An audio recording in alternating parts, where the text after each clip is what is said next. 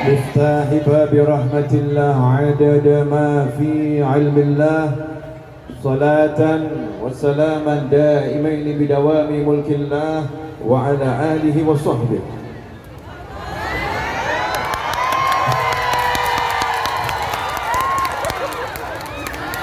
اللهم صل على سيدنا محمد صلاة تفتح بها لنا فتوح العارفين وتفقهنا بها في الدين وعلى آله وصحبه. اللهم صل وسلم على الحبيب المحبوب حبيب رب المربوب. السلام عليكم ورحمة الله وبركاته.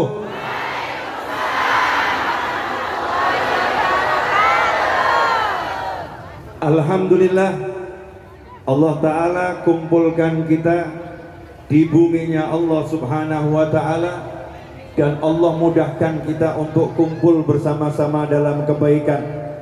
Maka kita harus berterima kasih kepada semua pihak yang telah mengizinkan kita, memudahkan kita untuk kumpul di sini. Pertama-tama saya pribadi dan mewakili rekan-rekan saya semua yang ada di sini mengucapkan terima kasih kepada pemerintah Taiwan yang telah mengizinkan kami untuk menggunakan lapangan ini bersama-sama guna menuntut ilmu, mencari ilmu, menyelenggarakan kegiatan ruhani. Mudah-mudahan ini menjadi sesuatu yang manfaat untuk semuanya, amin. Yang kedua, terima kasih kepada NU Taiwan dengan bansernya, dengan ansornya yang sudah mengawal kegiatan rekan-rekan di Taiwan, di seluruh Taiwan, khususnya saat ini di Taichung, sehingga kegiatan ini kelihatan lebih semarak, lebih manfaat dan lebih menyenangkan.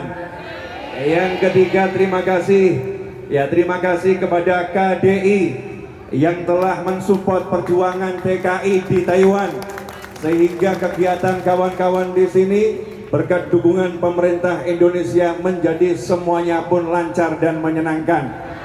Yang keempat, kepada semua manusia yang gak kelihatan, semua manusia yang gak kelihatan, yang mungkin saat ini justru sibuk di parkiran, sibuk di pojok sana mengarahkan, mungkin saat ini sibuk menyiapkan makanan untuk panitia, sibuk menyiapkan makanan untuk saya, sibuk menyiapkan yang dipersiapkan untuk kita semua, yang tadi gelar tikar di sini, yang bantu masang tenda, yang ngurus sound system, yang ikut menyebarluaskan lewat platform media sosial apapun, dan pokoknya semua yang berpartisipasi dalam bentuk apapun, tenaga, pikiran, harta, apapun itu yang gak kelihatan, mudah-mudahan diberi balasan yang berlipat oleh Allah Subhanahu wa Ta'ala.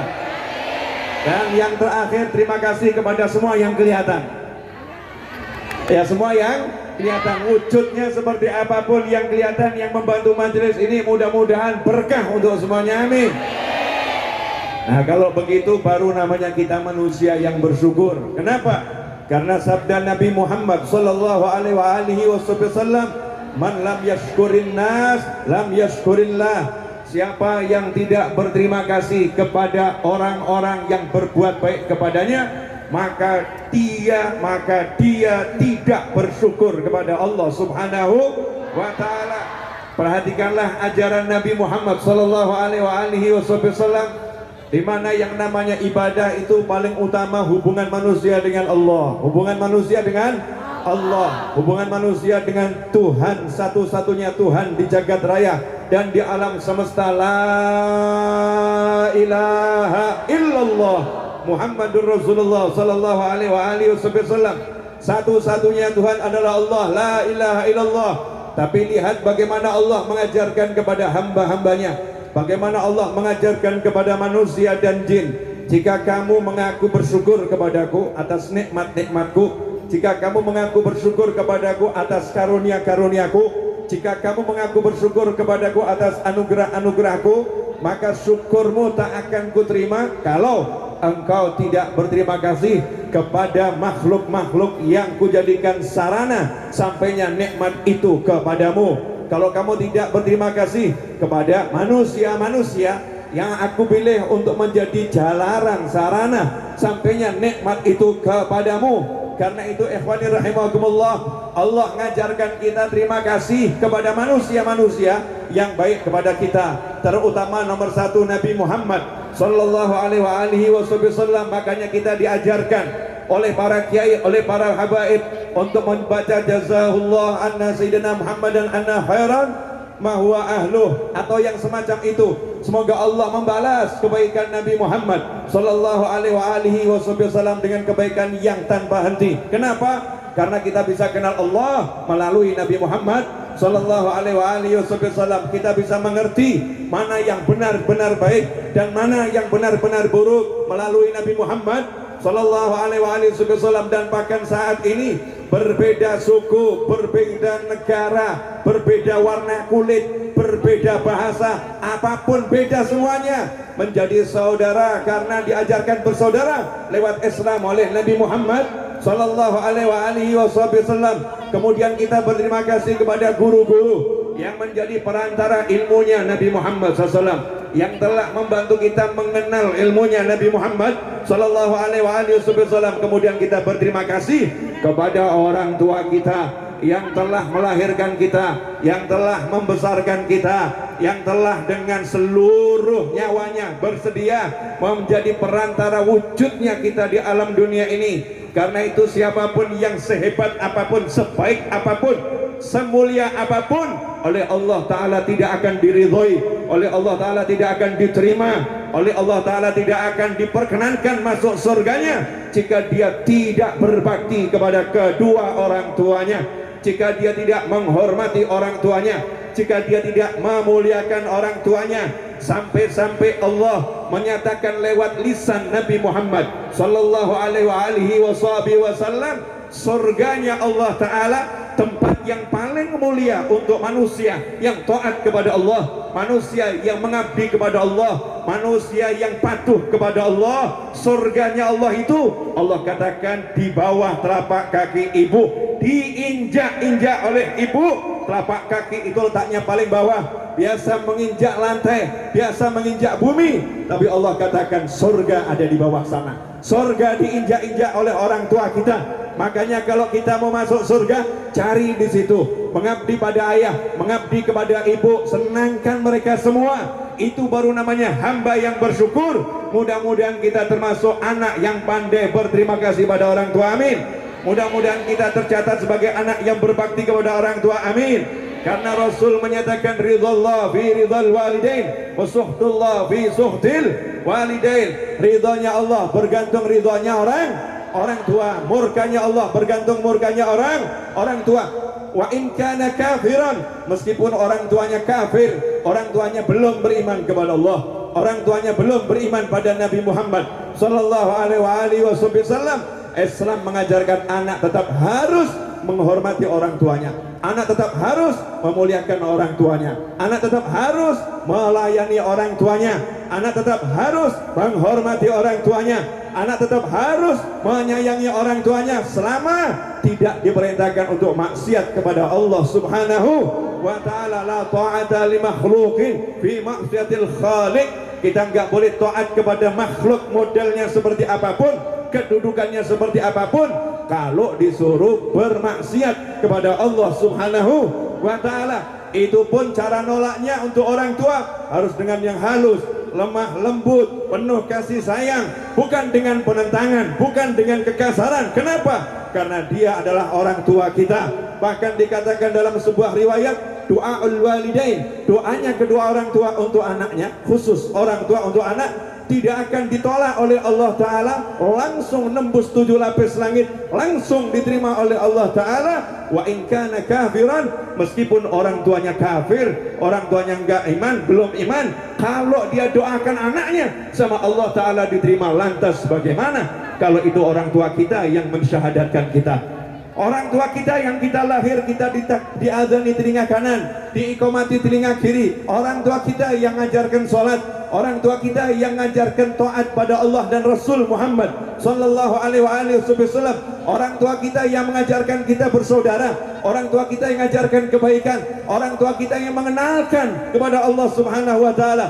Kalau yang kafir saja diterima, apalagi orang tua yang semacam itu pasti lebih diterima oleh Allah Subhanahu wa taala. Mudah-mudahan semuanya termasuk anak-anak yang birrul walidain, berbakti kepada kedua orang tua. Alhamdulillah. Dan inilah mukaddimah saya yang saya sampaikan tanpa henti, tanpa ambil nafas, dan Anda menonton tanpa punya perasaan sama sekali. Alhamdulillah. Amin. Habakallah. Siapapun yang mencintai muslim yang lain semoga dicintai oleh Allah Ta'ala. Amin. Ayo kita ngaji. Saya nggak tahu saya ngomongnya berapa menit. Pokoknya saya pegang mic, nggak pegang handphone. Handphone saya tinggal tadi di sana ya. Kemudian mohon maaf untuk para petinggi yang ada di panggung sana. Saya pindah ke panggung sini karena saya pengen dekat dengan yang ada di sini. Kalau yang di sana kan udah dari kemarin udah deket dia. Semalam kita ngobrol khusus gak ada orang tahu, betul ya? Membahas yang perlu dibahas rahasia di antara kita, biar mereka penasaran saudara-saudara. Saya nggak tahu mau ngomong apa, nggak ngerti. Yang saya tahu, menurut tanggal Masehi, nanti malam, bukan menurut KTP ya, karena KTP saya itu yang nulis yang catat kelahiran. Nah, yang nyatat kelahiran itu saya ditulis keluar dari rumah sakit 27 Juli ditulis sebagai tanggal kelahiran saya. Padahal itu tanggal keluar dari rumah sakit. Nah, tanggal lahir saya adalah 24 Juli. Dan insya Allah nanti malam jam 12 malam lewat. Artinya saya 24 Juli ada di Taiwan. Akhirnya nggak ada yang ngadu saya, saudara-saudara. Iya. Istri ada di Solo ya, istri ada di tempat yang lain ya, istri ada di Jakarta, nggak bisa. Anak ada di belahan bumi yang lain, nggak bisa mengucapkan dengan misalnya ya Dulangi gitu kan nggak iso ya. Kenapa? Saya ada di Taiwan, tapi saya nggak berharap didulangi Anda semua saudara-saudara, karena bisa pingsan ini, bukan didulangi namanya. Saya minta didoakan biar panjang umur, sehat walafiat, fi taatillah, hajah magdiyah ma'as-sahalah wal jamalah, waridha wal inayah, dan bisa menyenangkan Nabi Muhammad SAW, menyenangkan umatnya Nabi Muhammad SAW, dan siapapun yang mengaminkan dapat yang sama dan berlipat-lipat. Dan saya ucapkan selamat ulang tahun untuk IMID yang ke-23 di tanggal 23 di tahun 2023. Mudah-mudahan ulang tahun IMID yang ke-23 menjadikan IMID semakin manfaat, menyenangkan, mempersatukan, mengayomi, menyejukkan, memfasilitasi, dan mudah-mudahan IMID ada ila yaumil qiyamah dan menjadi penyebab hidayah untuk banyak umat yang akan masuk Islam di Taiwan. Amin. Dan khususnya hari ini saya dengar akan ada yang masuk Islam, mudah-mudahan nambah yang masuk Islam, nambah manfaat sehingga semua anggota IMID dapat pahalanya. Amin. Semuanya dapat ganjaran menjadi jalan masuknya Islam dari umat Nabi Muhammad sallallahu alaihi wasallam. Dan semoga semua pengurus IMID yang sudah pensiun maupun yang masih aktif dan yang akan datang semuanya diridhoi oleh Allah dan Nabi Muhammad sallallahu alaihi wasallam. Amin Allahumma amin. Alhamdulillah. Yang namanya rezeki itu nggak akan kemana-mana. Kursi tadinya ada di sana, degan tadinya ada di sana. Yang waktu datang saya lirik, apakah engkau akan menjadi milikku? Apakah engkau akan diambil oleh yang lain? Tapi hati berkata, tak akan kemana kalau ia milikku. Tak akan kemana kalau ia milikku. Sekuat usaha dia akan lari jika dia miliknya. Maka aku lebih percaya kepadanya daripada aku. Percaya kepadanya daripada aku. Percaya pada Allah daripada diri. Maka sementara tadi engkau aku tinggalkan bukan karena ingin berpisah denganmu, tapi aku menjalankan tugas dari Tuhanku. Maka Tuhanku pun mempersilahkan engkau dihantarkan kepadaku. Karena itu jangan ragu akan rezekimu. Karena yang beri rezeki bukan manusia atau makhluk atau pekerjaan, tetapi Tuhan yang maha kuasa, yang maha penyayang, yang maha mengerti dan maha memahami. Tak akan membiarkan engkau hidup dengan susah jika engkau percaya kepadanya. Maka percaya kepada Allah Ta'ala, jangan percaya kepada dirimu sendiri, bahkan percayalah pada Tuhanmu yang maha kuasa, yang menciptakan jagat raya dan menunjukkan bagaimana maha kayanya dan bagaimana maha baiknya. Jika engkau melihat, maka engkau akan menemukan ketenangan dan kenyamanan. Maka aku katakan kepada degan yang satu ini, bersabarlah, pertemuan pasti akan tiba, insya Allah. Tak kemana-mana ke sini ya. Allah Ta'ala perintahkan manusia-manusia yang badannya kuat tadi untuk mengangkat kursi dan meja, diangkat ke sini. Ini salah satu contoh bahwasanya kita harus percaya sama Allah, yakin sama Allah, bersandar kepada Allah. La haula wala quwata illa billah. Gak ada yang bisa apa-apa, yang bisa hanya Allah. Qul huwallahu ahad, Allahus samad. Katakanlah Allah al-ahad, hanya Allah yang ada, hanya Allah yang maha tunggal, yang lain gak ada, yang lain gak ada, semua berpasang-pasangan, hanya Allah yang maha sendiri. Karena Tuhan berbeda dengan makhluk. Allah yang maha kuasa, Allah yang maha penyayang, Allah satu-satunya mengatakan, bersandarlah kepadaku, bergantunglah kepadaku, berpeganganlah kepadaku, jangan kepada yang lain. Siapa yang bergantung, bersandar, mengandalkan sesuatu, maka yang dia jadikan sandaran, gantungan, andalan, itulah yang akan jadi ujian baginya. Dia akan diuji oleh sesuatu itu. Kalau antum bersandar kepada pekerjaan, mengandalkan pekerjaan, cek, nanti pekerjaan itu akan buat susah, pekerjaan itu akan buat mumet, pekerjaan itu akan buat lelah, pekerjaan itu akan buat capek. Tapi kalau kita bersandar kepada Allah, kemudian kita bekerja dengan baik, melakukan pekerjaan dengan semaksimal mungkin, pekerjaannya tetap akan sama kita, tapi rezekinya akan Allah beri dari mana-mana. Wa may yattaqillaha yaj'al lahu makhrajan wa yarzuqhu min haitsu la yahtasib. Barang siapa bertakwa kepada Allah, yakin sama Allah, pegang sama Allah, bersandar kepada Allah, yaj'al lahu makhraja, maka Allah akan memberinya jalan keluar, wa yarzuqhu min haitsu la yahtasib, dan Allah akan senantiasa memberinya rezeki dari arah yang gak pernah dia sangka, dari arah yang gak pernah dia duga. Contoh, boleh ngasih contoh? Ini tadi, saya dari Indonesia sampai Taiwan gak punya rencana minum degan, gak ada. Tapi dari semua orang itu yang dikasih degan hanya orang-orang khusus, saudara-saudara. Tuh, betul kan ya? Yang di depan itu dapat ya. Terus satu di kursi sana milik ketua KDI. Ada di situ di kursi, belum diantarkan ke sana. Biar double nggak apa-apa. Di sana ada, di sini ada, biar double nggak jadi masalah. Nggak semua orang dapat degan. Kemudian, ya, saya tidak pernah berpikir, ya, saya nggak pernah berpikir kuota handphone saya yang satunya yang khusus untuk streaming yang udah di Indonesia aktif, di sini mati. Nah, ternyata nggak jalan, handphonenya tiba-tiba bermasalah. Tapi Allah Ta'ala kasih saya handphone nggak satu, alhamdulillah handphone ada dua, yang satu masalah, yang satu jalan, begitu ya. Ini ada sesuatu yang nggak terduga, tapi solusi Allah kasih. Min haitsu la yahtasib yaj'al lahu makhraja, Allah beri jalan keluar, dan Allah akan beri rezeki dari arah yang gak akan pernah disangka, dari arah yang gak pernah bisa dipikirkan. Saat ini mungkin ada yang saat kerja di sini anaknya di Indonesia, ya, anaknya di Indonesia mungkin gajinya gak begitu cukup, masih kurang mungkin ya. Tapi karena di sini takwa sama Allah Subhanahu Wa Taala, tiba-tiba anaknya di sana tuh dikasih Allah rezeki dari arah yang gak pernah disangka, gak pernah diduga. Syaratnya satu, takwa. Makanya kerja dimanapun, khususnya jauh dari Indonesia, di Taiwan terbang 5,5 jam, kemudian sampai Taichung ini naik mobil 2 jam, 2,5 jam, cukup jauh, lumayan. Kalau di total itu dari bandara sampai sini udah 8 jam, belum lagi dari rumah, dari Solo terbang 1 jam, dari bandara ke rumah saya kurang lebih 40 menit, totalnya hampir semua 10 jam. Kalau di sini kita cari pekerjaan, dapatnya cuma angka. Angkanya jarang berubah, angkanya sama.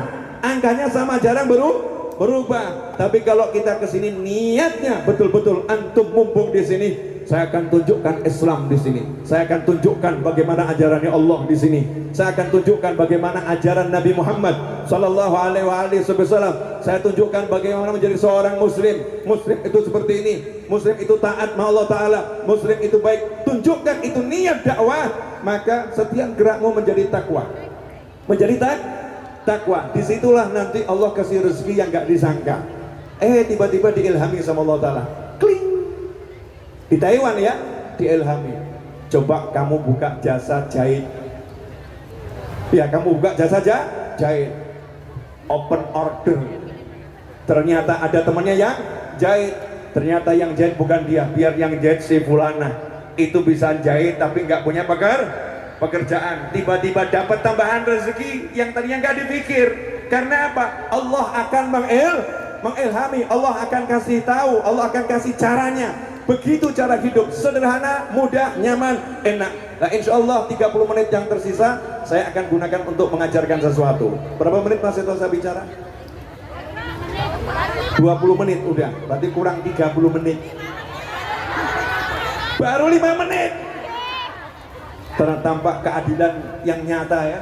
20 menit dibilang 5 menit itu adilnya luar biasa. Biar nanti banyak yang ceramah, ya ada ustadz, nanti ada yang mau syahadat, biar lengkap. Kalau masih pengen saya kesini lagi, tinggal ngomong, saya akan kesini lagi. Gampang, insya Allah ya, insya Allah. Nggak repot. Tapi ada cara biar kita aktif bertemu, walaupun kita beda dunia. Yang satu ada di Taiwan, satu ada di Indonesia. Kita tetap bisa bersua. Nanti caranya saya ajarkan di akhir. Insya Allah saya ajarkan di akhir. Sekarang saya mau nanya dulu, absen dulu. Yang dari Solo, angkat tangan. Solo. Alhamdulillah, Solo. Iya, Solo. Iya, saya kan orang Solo ya. Solo dulu. Yang dari Sukoharjo, tetangganya Solo. Oh, Mas Seto nih. Karanganyar ada ya. Masuk Solo juga. Karesidenan Surakarta ya. Yang dari Wonogiri. Udah saya singkat aja. Jawa Tengah. Jawa Tengah banyak ya. Jawa Timur. Jawa Barat. Yang dari Pulau Jawa. Sumatera. Kalimantan. NTT.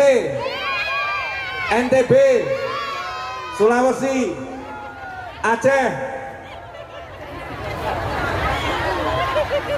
Yang dari alam gaib. Loh ya ada loh ini ya. Banyak. Alam gaib itu ada, termasuk YouTube itu kan alam gaib juga. YouTube alam gaib ada tapi nggak bisa disentuh.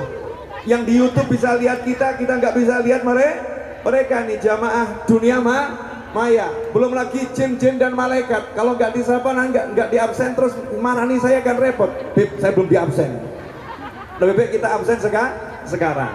Ikhwani rahimakumullah, menurut perkiraan cuaca siang ini hujan. Cuman tadi malam kita udah ajukan proposal langit. Betul ya? Kita ajukan proposal langit, minta dirubah jangan hujan tapi mendung. Ya man? Mendung, nanti hujannya sore menjelang maghrib insya Allah. Oh, namanya cita-cita kan boleh, kenyataan terserah yang maha kuasa. Satu ilmu, satu-satu ya. Ini kalimat ini perhatikan. Jangan biarkan kenyataan yang di depan mata membuatmu putus asa. Jangan biarkan kenyataan yang di depan mata membuatmu putus asa. Itu kalimatnya. Nah, sekarang penjelasannya. Pernah enggak mengalami yang semacam itu? Kenyataannya tabungannya nol. Kenyataannya gajinya habis. Kenyataannya tanggal gajian masih 1 bulan lagi. Kenyataannya. Kemudian kenyataannya besok harus bayar sekolah anak baru masuk sekolah. Besok harus bayar, besok harus. Tapi kenyataannya sekarang begini. Pernah enggak contoh yang sederhana ini dialami? Mungkin ada yang pernah mengalami. Kenyataannya saya ini kurang tampan, calon istri cantik. Pernah enggak mas macam itu mas? Pernah. Jadi kamu nggak pede kamu tampan ya? Ini kenyataannya kadang yang diinginkan luar biasa, kenyataannya kita ini biasa-biasa saja. Terus akhirnya putus asa. Nggak mungkin saya bisa membayar tagihan itu besok, nggak mungkin. Nggak mungkin saya bisa adakan uang itu sekarang untuk bayar besok, nggak mungkin. Nggak mungkin, nggak mungkin, nggak mungkin, nggak mungkin, nggak mungkin. Ketika kenyataan sama keadaan itu bertentangan, ya. Kenyataannya butuh duit, keadaannya nggak punya duit. Kenyataannya itu calon istri cantik, ya punya harta. Kita sebagai calon suami ternyata hartanya sedikit. Seringkali